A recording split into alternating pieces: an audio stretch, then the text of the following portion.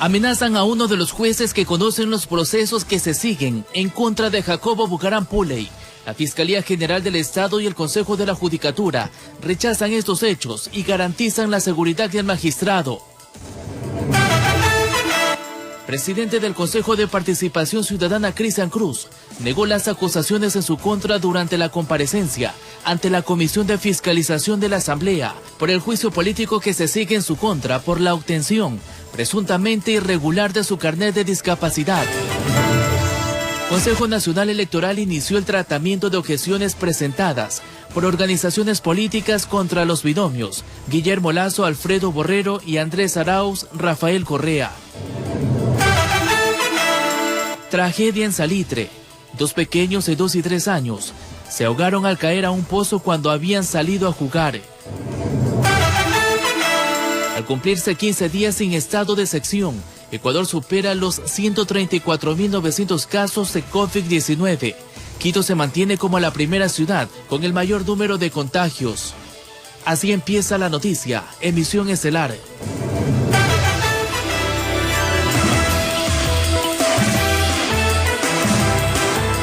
Buenas noches, amigos televidentes, bienvenidos a la emisión estelar de su informativo La Noticia. Adriana, buenas noches.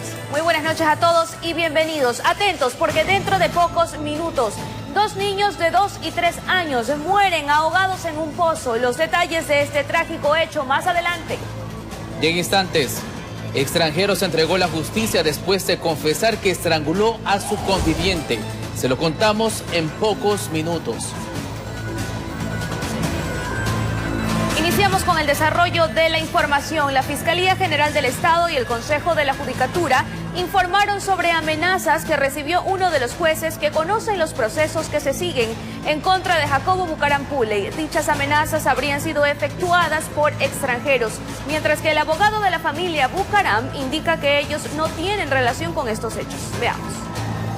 Tras la detención de Jacobo Bucaram Puley en Colombia y posterior traslado a la cárcel de La Tacunga por procesos judiciales en su contra en casos de corrupción, la Fiscalía General del Estado indicó a través de un comunicado en sus cuentas oficiales que uno de los magistrados que conocen de dichos procesos investigativos que se siguen en contra de Jacobo recibió amenazas por parte de 3 individuos extranjeros para que revoque la medida, la cambie o se atenga a las consecuencias. A su vez, la institución señala que se iniciaron las investigaciones correspondientes y activó todos los protocolos del Sistema Nacional de Protección y Asistencia a víctimas, testigos y otros participantes en el proceso penal y rechazó de manera enfática estos hechos. La postura de la Fiscalía la comparte el Consejo de la Judicatura, cuya titular advierte que de ninguna manera podrán interferir en la justicia, pues el magistrado sigue el caso de presunta delincuencia organizada por la venta irregular de insumos médicos durante la emergencia sanitaria. Y por lo tanto hemos activado ya también en este caso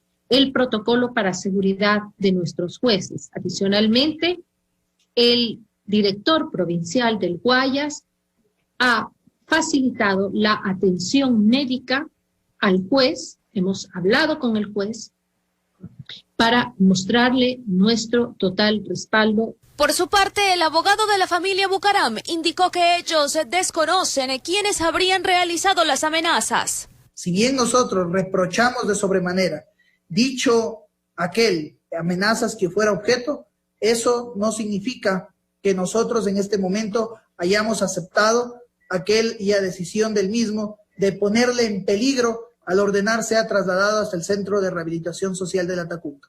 A Jacobo Bucaram Puley se lo investiga por 3 delitos. Los otros son por asociación ilícita y tráfico de bienes patrimoniales, informó Adriana Peralta.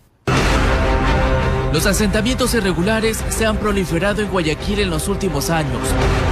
Se retiraron todas las construcciones vacías que existían en el sitio y ahí hay mucha estafa y se les ha indicado a la ciudadanía que no compre predios en el sector denominado Ciudad de Dios. El Cabildo pone en marcha la Unidad de Prevención de Invasiones, mientras que la Secretaría Técnica Gubernamental, encargada de este tema, ya reporta 71 personas detenidas por tráfico de tierras en el 2020. Entonces lo que queremos es de esta manera poner un freno a las invasiones y que la gente no sea explotada. Los detalles se los presentaremos hoy en su informativo La Noticia.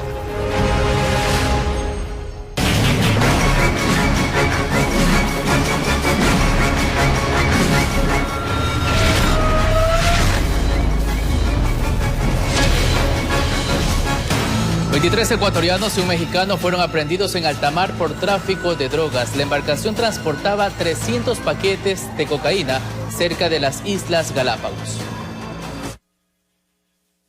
Cerca de las 10 de la mañana del sábado 26 de septiembre, a 200 millas náuticas de las Islas Galápagos, 24 personas fueron detenidas. 23 de ellas son ecuatorianos oriundos de Manta y un ciudadano es mexicano. Ellos fueron trasladados hasta el Centro de Rehabilitación Social de Bahía de Caracas. Se hizo la interdicción del barco pesquero Pedalex con 8 pangas que estaban arrastrando en una de sus pangas aproximadamente 10 bultos clorhidrato de cocaína. Entre las evidencias se encontraron los sacos de yute que contenían la cocaína, una embarcación, 8 pangas tipo lancha, un radio boya, 5 terminales móviles y un instrumento GPS. La embarcación sale desde Manta o fue abastecida desde Manta. El logotipo es de TikTok, ¿sí? Es un nuevo logotipo que están utilizando para denominar a la organización, lógicamente. Los paquetes de droga fueron trasladados a las bodegas de antinarcóticos para realizar las pruebas de campo y pesaje. Ahora los detenidos están a la espera de que la autoridad competente decida su situación jurídica. La audiencia de flagrancia se realizó en la isla San Cristóbal, en donde prácticamente la jueza determinó prisión preventiva para los 24 detenidos, mientras dura la instrucción, en un plazo de 30 días. Se presume que el destino de la sustancia era Estados Unidos y tenían que pasar por Centroamérica. 2 de los detenidos registran antecedentes por tráfico de drogas, informó Adriana Méndez. Un ciudadano extranjero se entregó a la justicia tras confesar haber estrangulado a su conviviente en el norte de Guayaquil. El crimen se cometió delante de 2 menores de edad.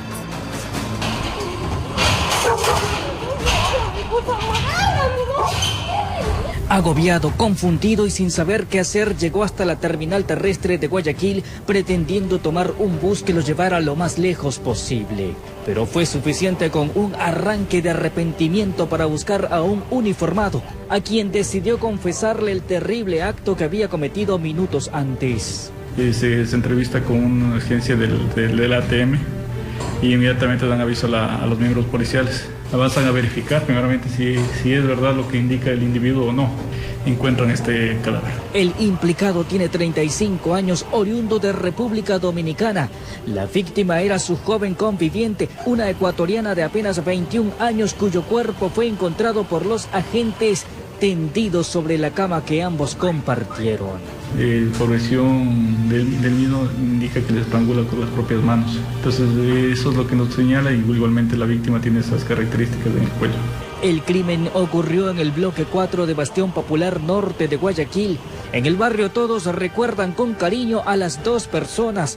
Aseguran que sí los escucharon discutir algunas veces, pero que esos enfrentamientos nunca pasaron más allá de las palabras en tono alto. Que él ha tenido bastantes problemas desde hace casi cerca de 2 años con su conviviente.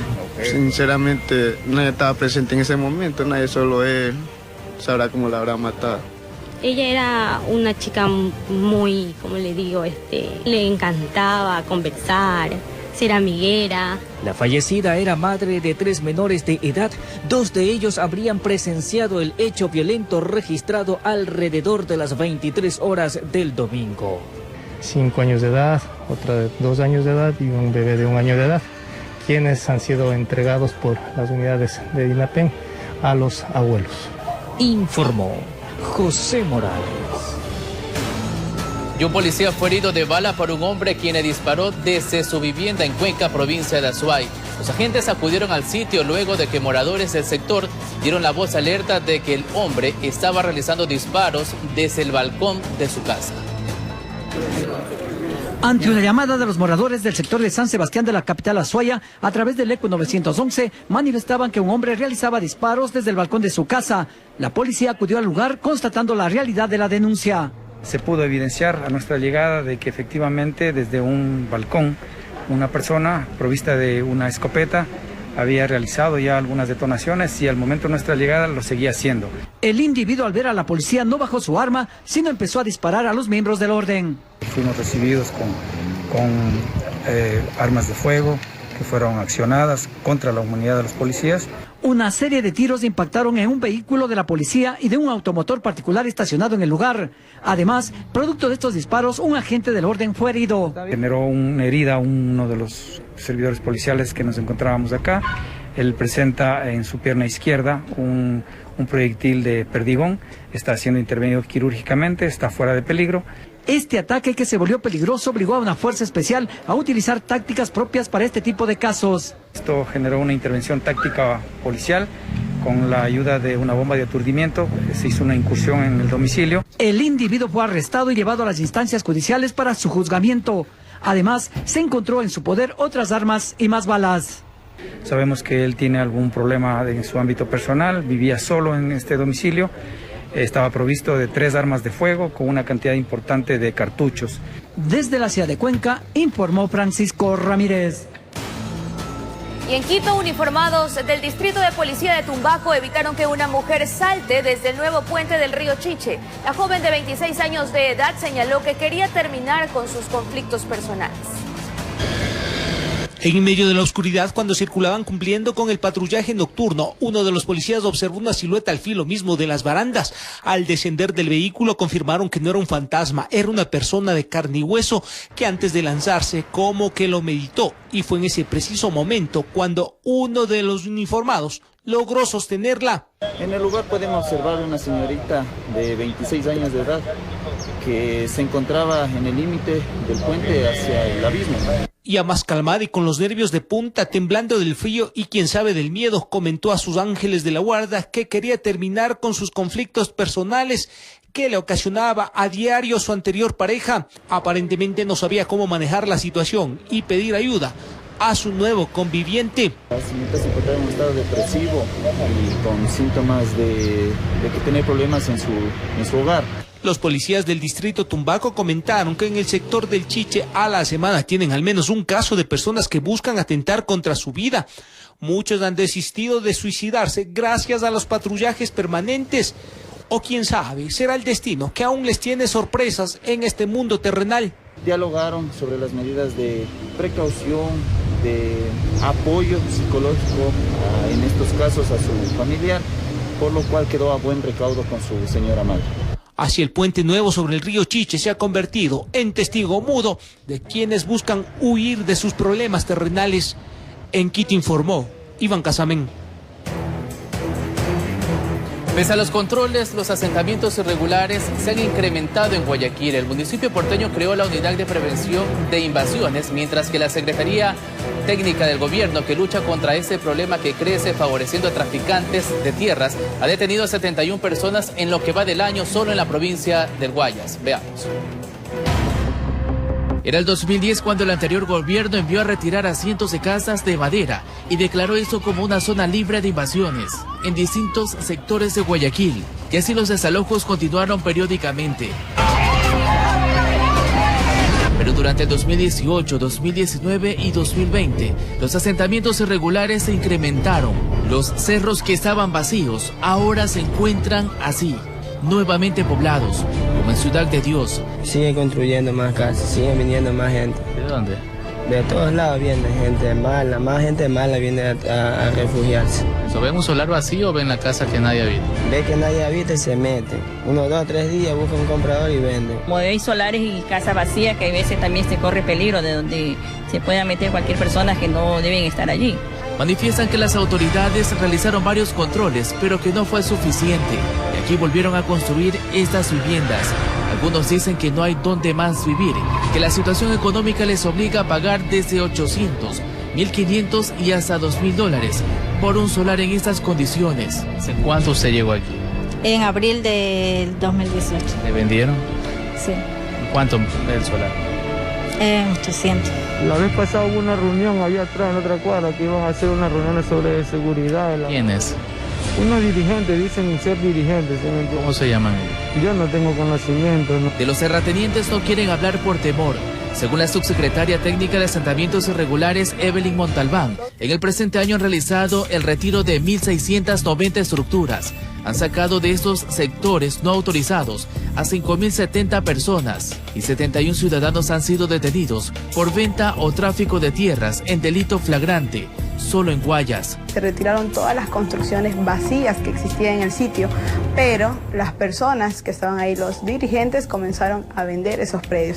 Y ahí hay mucha estafa y se les ha indicado a la ciudadanía que no compre predios en el sector denominado Ciudad de Dios. Por su parte, el municipio de Guayaquil creó la Unidad de Prevención de Invasiones y Asentamientos Ilegales. Entonces lo que queremos es de esta manera poner un freno a las invasiones y que la gente no sea explotada. Pero también esta unidad también ayuda a ubicar nuevos terrenos para que la nueva empresa pública de vivienda que hemos creado pueda ubicar terrenos y hacer lotes populares. En la unidad municipal todavía no se ha designado al funcionario que trabajará en aquel cargo, pero el objetivo es claro: evitar que Guayaquil siga creciendo de forma desordenada en ciertos sectores del noroeste de la urbe. Informó Charlie Pisa.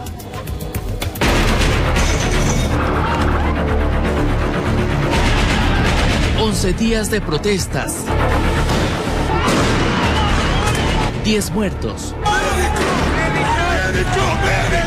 decenas de heridos y más de 1.000 detenidos.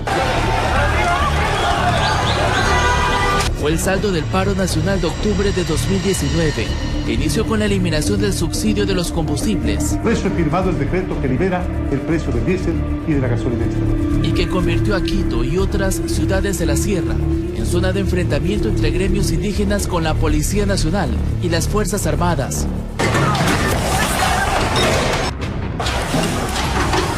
Días de convulsión nacional que terminaron con un acuerdo. El pedido del país es la derogatoria del decreto 883. Me opongo a que eso pase. ¿Qué ha pasado un año después de las movilizaciones de octubre? Se lo presentaremos desde este miércoles en su informativo La Noticia.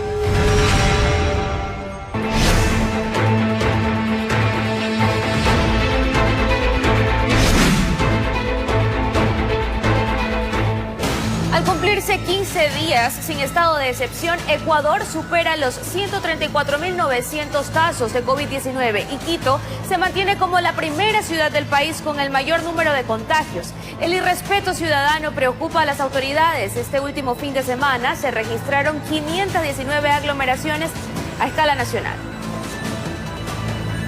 Ecuador enfrenta la pandemia sin estado de excepción y con las reglas de cada municipio. Según los datos oficiales, la curva de contagios por el COVID-19 se mantiene en ascenso. El 14 de septiembre se reportaron 118.911 casos y este lunes 134.965 positivos, un incremento de 16.000 contagios a escala nacional en los últimos 15 días. Pronosticamos es que puede haber un incremento, pero no tan importante, tan explosivo como se esperaría. Es decir, que el riesgo sigue latente y el virus gana más terreno. La capital, por ejemplo, se ha mantenido por varias semanas como la primera ciudad que concentra más casos del país, superando los 35.600. Le sigue Guayaquil con 13.948. En la capital, pues existe menos levantamientos de cadáveres, 14 espacios al momento en unidades de cuidado intensivo, o sea, seguimos con problemas en el sistema sanitario. Las reuniones del COE Nacional y COE Cantonal de Quito se mantienen.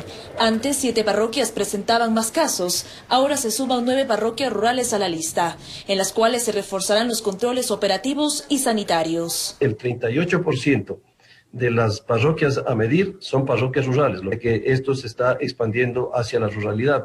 Pero ¿cómo ha sido el comportamiento ciudadano sin el estado de excepción? En este último fin de semana se reportaron 519 aglomeraciones en el país. Quito lleva la delantera por inconductas. Hay un incremento a 1.376, hay un incremento a nivel nacional del 15%, y Quito presenta un incremento del 12%. El ambiente político ha influenciado en las aglomeraciones. 104 manifestaciones e inscripción de candidatos con gran número de personas. Sin respetar las medidas de bioseguridad, sin respetar el distanciamiento social, y eso también nos aumenta los datos de aglomeraciones. Cifras de fiestas sociales, libadores en la vía pública tienen un ligero descenso. En esta nueva normalidad, las medidas de bioseguridad se deben reforzar para evitar un contagio. informó Priscila Cadena. Y en otros temas, ante la Comisión de Fiscalización compareció el presidente del Consejo de Participación Ciudadana, Cristian Cruz, en el marco del juicio político que se sigue en su contra por varios asuntos, entre ellos la presunta obtención de su carnet de discapacidad de manera irregular. La comisión tiene hasta el 4 de octubre para presentar el informe de este proceso.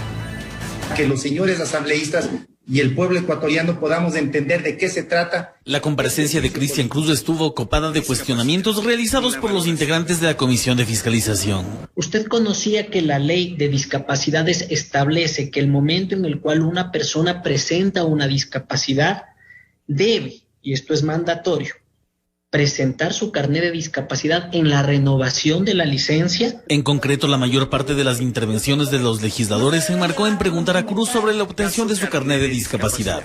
Esto basado en las pruebas de oficio que horas antes fueron presentadas por ANETA, Fundación Vista para Todos, el CONADIS, entre otros. Que a todas luces nosotros pensaríamos que usted no tiene ahora una discapacidad del 81%. ¿En qué fecha, señor Cruz, usted dejó de tener esa discapacidad auditiva y visual de 81%? El interpelante del juicio político a Cruz también solicitó intervenir. Este no hizo pregunta alguna, pero argumentó respecto de la viabilidad y legalidad del proceso que se sigue. Aquí se dice, el carnet de discapacidad es verídico. Nosotros no hemos dicho lo contrario. El beneficio no es para cualquier ciudadano que porta un carnet de discapacidad, porque la condición sine qua non es ser discapacitado permanente. De su parte, Cristian Cruz defendió su postura referente a que el carnet de discapacidad fue obtenido de manera legal. Lo que arroja en el 2009 es una discapacidad visual y auditiva que combinadas dan el 81%. A finales de febrero del 2020, antes de entrar en la pandemia, me sometí a una operación ocular. Luego de esta jornada, dentro del cronograma consta que hasta el 4 de octubre Fiscalización deberá presentar el informe en el que se recomiende el juicio político a Cruz o el archivo del mismo. De ser necesario, se podrá solicitar 5 días más para la entrega del documento, informó Javier Rosero. Por unanimidad, el Consejo Provincial del Guayas aprobó el proceso de terminación unilateral de las concesiones viales a cargo de Conorte y Consegua por incumplir el pago de multas debido al retraso en las obras en algunas vías. El abogado de las empresas, Jofre Campaña, informó que interpusieron una acción de protección. De lo contrario, hubiésemos dado de forma terminada el contrato a las concesionarias desde hace un par de semanas. Desafiante. La prefecta junto a 30 de los 31 consejeros sacramentaban un asunto que tras 20 años de concesión, al menos aquí, parece cosa juzgada. Las gracias por la provincia y por el país a los alcaldes que desde ayer, hoy, han recibido múltiples llamadas de presión para que no estén presentes en esta sesión o para que voten en contra de algo que por justicia le corresponde a Guayas. Que Conorte y Consegua incumplieron el pago de multas por mantenimientos y ampliaciones que no se ejecutaron en los plazos previstos. No hay un solo paso que hayamos dado sin que nos apeguemos estrictamente a un procedimiento legal. La defensa de ambas concesionarias alegó la ausencia del debido proceso y una carta que a juzgar de Jofre Campaña. Y en esta acción de protección, básicamente alegamos el derecho a la defensa. Es decir, no pueden imponer multas sin antes otorgarnos el plazo para dar la defensa y los descargos que corresponden. La prefecta, sin embargo, desvirtuó que se haya negado el debido proceso e informó que por ahora no han sido notificados sobre esta acción de protección.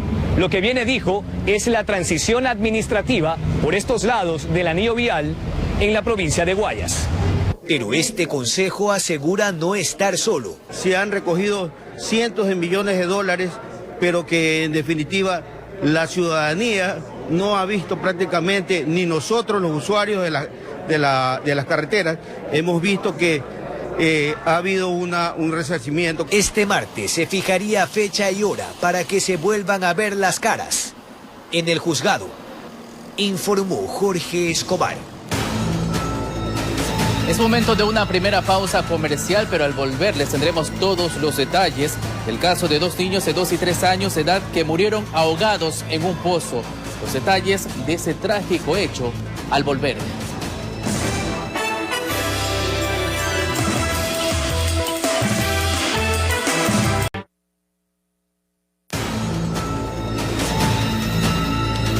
Continuamos informando. 2 menores de 2 y 3 años de edad fallecieron ahogados en un pozo en el cantón Salitre, provincia de Guayas. Según sus familiares, los niños habían salido a jugar cuando encontraron la muerte. Sí, créanlo que yo no sé, nunca esperábamos nosotros esto, por Dios santo, que en este pozo se iba a ir a ahogar mi nieto. El llanto inconsolable de una abuela y la profunda tristeza de los padres se conjugaban en medio del velorio. 2 pequeños niños que se alejaron de casa en donde vivían fueron a jugar cerca de un pozo, esto en el cantón Salitre. Lo peor no tardó en ocurrir. Se nos descuidó el niño, se nos vino ahí, se nos ahogó mi nieto y la otra prima también. Se hayan resbalado y como uno de 2 añitos la bebé y el niñito de 3 años. Ellos están destrozadamente la vida de ellos porque una pérdida de un niño querido es muy doloroso. ¿Hermanito? No hay si no sé, creo que son primos. Al parecer los pequeños fueron inocentemente a jugar en el campo. Uno de ellos cayó primero. La niña, al ver que su primo luchaba por sobrevivir, trató de ayudarlo. Ha caído el niño primero, como la otra niñita ya reaccionaba ya. Entonces el niño me imagino que ha querido ayudarse y la niña a su vez ayudarse, pero en la desesperación el niño le ha haber jalado duro. De ahí que los infantes fueron velados en el interior de sus hogares, entre lágrimas e impotencia. En las próximas horas recibirán sepultura. Eso es lo que yo digo, y me doy, digo que por qué mío salieron para allá, si ya no saben ni se para allá.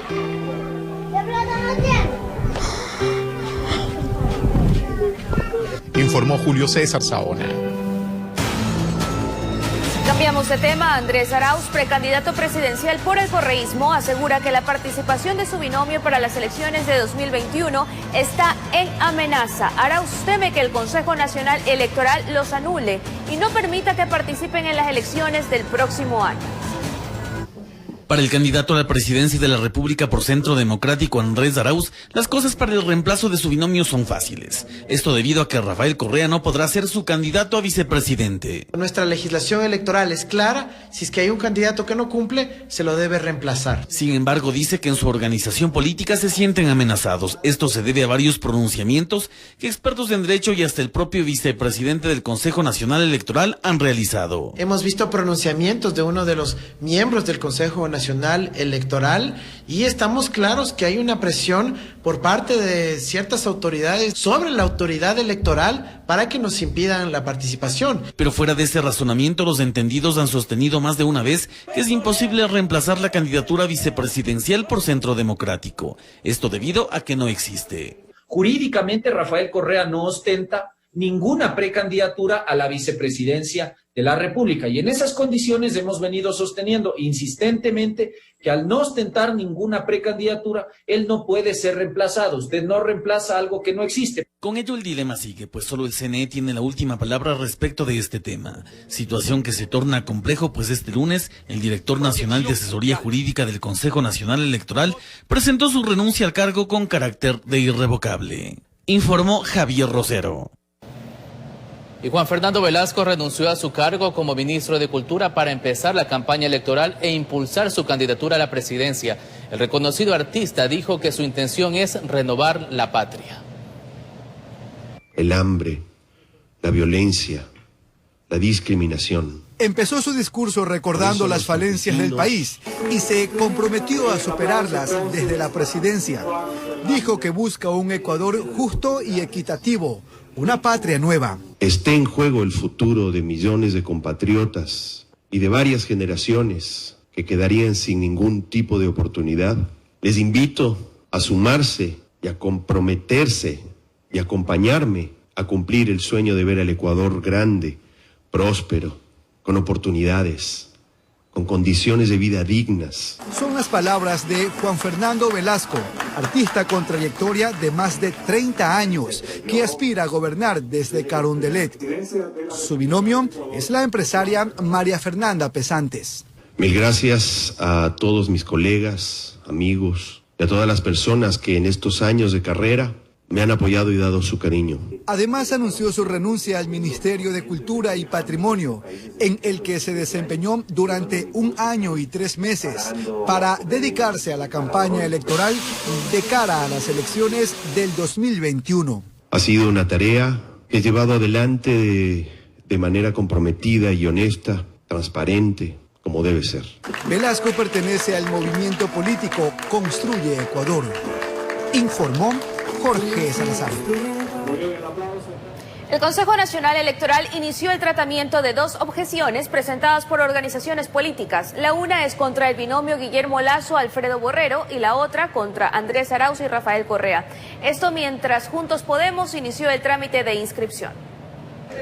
Ya suma media docena de binomios presidenciales que acuden al Consejo Nacional Electoral CNE, dispuestos a cumplir con lo que establece el Código de la Democracia y entregar la documentación como parte de la inscripción de candidaturas.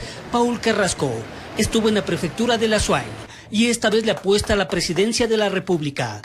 Acompañado por Fran Vargas Anda a la vicepresidencia por Juntos Podemos. Nosotros no vamos a cambiar en 4 años la historia del país.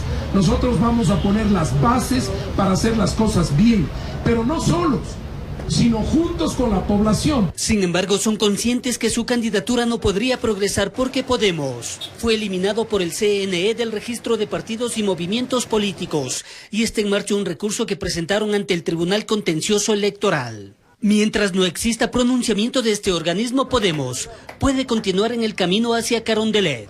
El Tribunal Contencioso Electoral debe pronunciarse en derechos cuando corresponda. En ese sentido, mientras no exista una resolución en firme, el Consejo Nacional Electoral garantiza que en sede administrativa todos los trámites correspondientes se sigan realizando con absoluta normalidad. Entre tanto, se presentaron objeciones al binomio de Guillermo Lasso y de Andrés Arauz. En contra del binomio de la alianza Creo 21 PSC 6 por la alianza 1-5 Unión por la Esperanza. También se ha presentado en contra del binomio presentado por la alianza 1-5 Unión por la Esperanza, objeción por parte del Movimiento Ecuatoriano Unido, lista 4. Al momento corren los plazos para que los objetados presenten la documentación de descargo, informó Héctor Romero.